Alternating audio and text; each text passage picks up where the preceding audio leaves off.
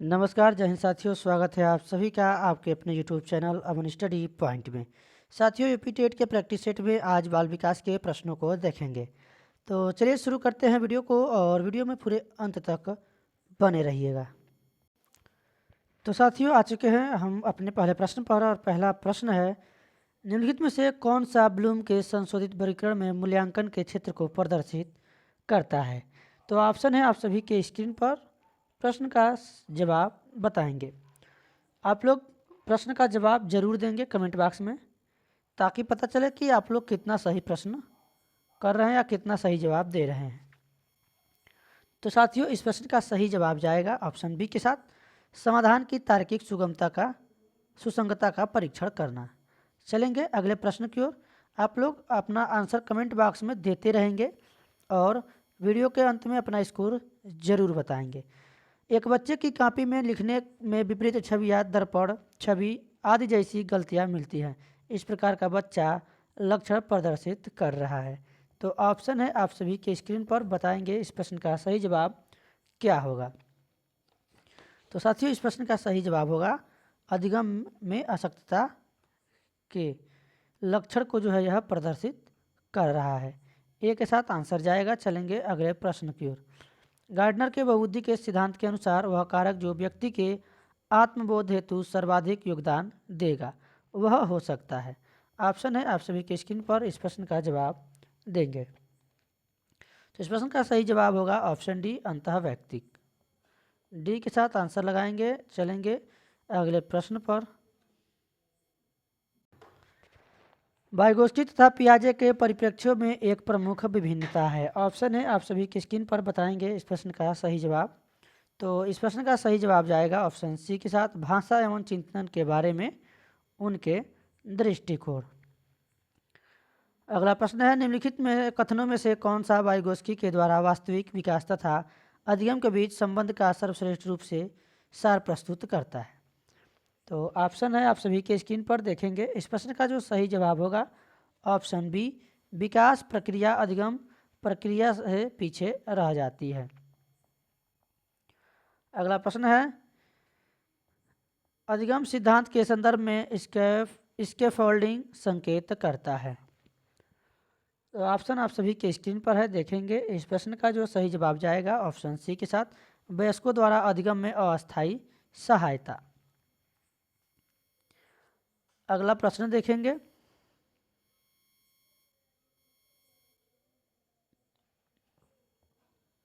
वह कौन सा स्थान है जहां किसी बच्चे का बोधात्मक विकास को बेहतर तरीके से परिभाषित किया जा सकता है। ऑप्शन है आप सभी के स्क्रीन पर, इस प्रश्न का जवाब देंगे। तो डी ऑप्शन इस प्रश्न का सही जवाब होगा, स्कूल व कक्षा। अगला प्रश्न है, प्रतिभाशाली विद्यार्थी है। तो इस प्रश्न का सही जवाब बताएंगे। ये जो है प्रतिभाशाली विद्यार्थी अपसारी चिंतक वाले हैं। ऑप्शन बी के साथ आंसर जाएगा। अगला प्रश्न है, निम्न में से किस चिंतक ने बाल केंद्रित शिक्षा का समर्थन किया। बताएंगे कौन से चिंतक ने बाल केंद्रित शिक्षा का समर्थन किया था। तो इस प्रश्न का सही जवाब जाएगा ऑप्शन बी, जॉन डीवी ने।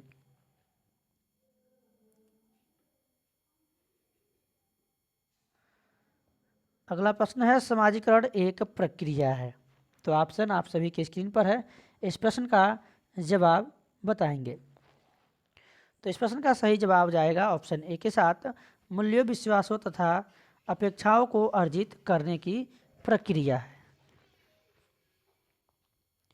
चलेंगे अगले प्रश्न की ओर। पियाजे अनुमोदन करते हैं कि पूर्व संख्यात्मक बच्चे याद रखने में असमर्थ होते हैं। निम्नलिखित कारकों में से किसको उन्होंने इस असमर्थता के लिए जिम्मेदार ठहराया है। तो इस प्रश्न का जवाब देंगे। ऑप्शन आप सभी के स्क्रीन पर है। इस प्रश्न का सही जवाब जाएगा ऑप्शन सी के साथ, विचार की अनुत्क्रमणिता यानी पलट न सके। अगला प्रश्न है, पियाजे के सिद्धांत के अनुसार बच्चे निम्न में से किसके द्वारा सीखते हैं। आप सभी के आंसर कमेंट बॉक्स में जरूर आने चाहिए।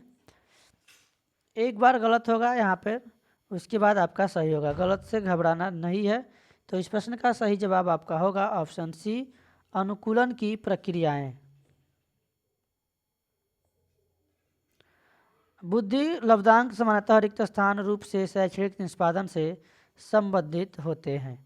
ऑप्शन है आप सभी के स्क्रीन पर। इस प्रश्न का सही जवाब जो जाएगा यह जो है मध्यम रूप से, सी के साथ आंसर जाएगा। अगला प्रश्न है निम्नलिखित में से कौन सा ऐसा वातावरणीय कारक नहीं है जो मानव विकास को प्रभावित करता है। तो यहाँ पर देखेंगे इसमें जो आपका सही जवाब जाएगा ऑप्शन सी के साथ शारीरिक ढांचा, ये प्रभावित नहीं करता है, बाकी सभी प्रभावित करते हैं। सी के साथ आंसर लगाएंगे। देखेंगे अगले प्रश्न को, गतिक कौशलों में अधिगम निर्योग्यता रिक्त स्थान कहलाती है। तो गतिक कौशलों में अधिगम निर्योग्यता जो होती है यह कहलाती है डिस्प्रैक्सिया। ऑप्शन जाएगा यहाँ पर ए के साथ, आंसर हमारा जाएगा आरटीआई शिक्षा का अधिकार अधिनियम टीआरजी 2009 के कार्यान्वयन के बाद कक्षाएं आयु के अनुसार अधिक समझाती हैं, आयु के अनुसार अधिक भी समझाती हैं। ऑप्शन आप सभी के स्क्रीन पर है, इस प्रश्न का जवाब देंगे। इस प्रश्न का सही जवाब जाएगा ऑप्शन ए के साथ। अगला प्रश्न है दृश्यमान विकार के साथ एक 5वीं कक्षा के छात्र को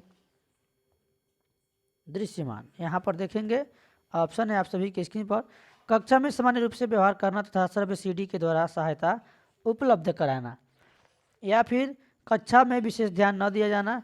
यहाँ पर सकारात्मक आंसर लगाएंगे। तो इसका सही आंसर जाएगा ऑप्शन ए के साथ। चलेंगे अगले प्रश्न की ओर। निम्नलिखित कथनों में से आप किससे सहमत है? ऑप्शन आप सभी के स्क्रीन पर है, इस प्रश्न का सही जवाब बताएंगे। तो अधिगम पूर्ण रूप से बाह्य उद्दीपन के द्वारा नियंत्रित होता है।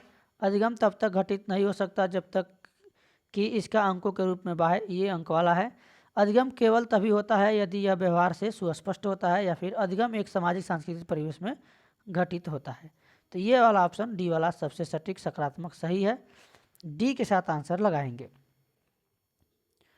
इनमें से कौन सा बाल विकास का एक सिद्धांत है? तो ऑप्शन है आप सभी के स्क्रीन पर, देखेंगे इस प्रश्न का सही जवाब। तो इस प्रश्न का सही जवाब जाएगा आपका ऑप्शन ए के साथ। विकास परिपक्वन तथा अनुभव के बीच अन्योन्य क्रिया की वजह से घटित होता है। शैशव काल की अवधि है। देखिए ये प्रश्न, इसका आप लोग आंसर जरूर बताएंगे, कमेंट बॉक्स में अपना जवाब जरूर देंगे। शैशव काल की अवस्था क्या है? तो जिन पियाजे के अनुसार शैशव काल की अवस्था 0 से 2 वर्ष होगा। कहीं कहीं आपको 0 से 5 मिलता है, 5 से 12 मिलता है, 12 से 18 मिलता है, ये मिलता है। तो यहाँ पर आप लगाएंगे, अगर कोई ऑप्शन नहीं है तो जन्म से 2 वर्ष लगाएंगे, या 0 से 2 वर्ष भी आपको देखने को मिलेगा। तो डी इस प्रश्न का सही जवाब होगा। चलेंगे अगले प्रश्न की ओर। प्रतिभाशाली शिक्षार्थियों को रिक्त स्थान से जुड़े प्रश्नों पर अधिक समय देने के लिए कहा जा सकता है, यानी किस प्रकार के प्रश्नों पर? ऑप्शन है आप सभी के स्क्रीन पर। इस प्रश्न का सही जवाब जाएगा ऑप्शन सी के साथ, सर्जन से जुड़े प्रश्नों पर, सृजनात्मक प्रश्नों। निम्नलिखित में से कौन सा तरीका अध्यापिका के द्वारा एक सृजनात्मक बच्चे की पहचान करने के लिए सर्वाधिक उपयुक्त होगा? ऑप्शन है आप सभी के स्क्रीन पर। इस प्रश्न का जवाब आप लोग कमेंट बॉक्स में देंगे। तो इसका जो सही आंसर होगा ऑप्शन डी, बच्चे का विस्तृत रूप से अवलोकन करना, विशेष रूप से उस समय जब तक वह समस्याओं को हल करता है। चलेंगे अगले प्रश्न की ओर। अगला प्रश्न है प्रचलित योजनाओं में नई जानकारी जोड़ने को किस नाम से जाना जाता है? तो ऑप्शन आप सभी के स्क्रीन पर है। इस प्रश्न का जो सही जवाब जाएगा आपका ऑप्शन बी के साथ, आत्मसातकरण। अगला प्रश्न है मध्य बाल्यावस्था में भाषा रिक्त स्थान के बजाय रिक्त स्थान अधिक होती है। तो देखेंगे इसका ऑप्शन आप सभी की स्क्रीन पर है, और इस प्रश्न का सही जवाब जाएगा ऑप्शन डी के साथ, समाजीकृत के बजाय अहम केंद्रित अधिक होती है। मध्य बाल्यावस्था की बात की जा रही है, जिसकी आयु होती है 5 से 12 वर्ष। एक बच्चे को सहारा देने की मात्रा एवं प्रकार में परिवर्तन इस बात पर निर्भर करता है। तो ऑप्शन है आप सभी के स्क्रीन पर, देखेंगे इस प्रश्न का सही जवाब क्या होगा। तो इसका जो सही जवाब होगा, बच्चे के निष्पादन का स्तर सी के साथ आंसर जाएगा। चलेंगे अगले प्रश्न की ओर। अगला प्रश्न है आप सभी के स्क्रीन पर। विद्यालय में अपव्यवहार रिक्त स्थान को प्रदर्शित कर सकता है। तो ऑप्शन है आप सभी के स्क्रीन पर, और इस प्रश्न का जो सही जवाब जाएगा ऑप्शन डी के साथ, घनीभूत भावों को व्यक्त करने की दबाव को प्रदर्शित कर सकता है। तो यहाँ पर डी के साथ आंसर लगाएंगे। अगला प्रश्न है लेव वाइगोत्स्की के अनुसार संज्ञानात्मक विकास का मूल कारण है। तो इस प्रश्न का ऑप्शन आप सभी के स्क्रीन पर है। सही जवाब आपका जाएगा बी के साथ, सामाजिक अन्योन क्रिया। इनमें से कौन सी अधिगम अशक्तता वाले बच्चे को की विशेषता है? तो बताएंगे। यहाँ पर ऑप्शन है आप सभी के स्क्रीन पर, और इस प्रश्न का सही जवाब होगा ऑप्शन डी, धारा प्रवाह रूप से पढ़ने तथा शब्दों पर पलट कर जाने में कठिनाई। तो डी के साथ आंसर लगाएंगे। अगला प्रश्न है रिक्त स्थान के माध्यम से एक बालक कुछ तत्वों को समाजीकरण करता है जिन्हें वह अपने आसपास के वातावरण में देखता है। तो ऑप्शन आप सभी के स्क्रीन पर है। बताएंगे इस प्रश्न का सही जवाब। तो इसका सही जवाब होगा पहचान के माध्यम से। ऑप्शन ए के साथ आंसर जाएगा। आखिरी प्रश्न है इस वीडियो का, निम्नलिखित में से कौन प्रारंभिक बाल्यावस्था अवधि के दौरान उन भूमिकाओं एवं व्यवहारों के बारे में जानकारी प्रदान करते हैं जो एक समूह में स्वीकार्य हैं? तो ऑप्शन आप सभी के स्क्रीन पर है। बताएंगे इस प्रश्न का सही जवाब। तो सी ऑप्शन इस प्रश्न का सही जवाब होगा, माता पिता एवं भाई बहन। तो साथियों आज की वीडियो में बस इतना ही।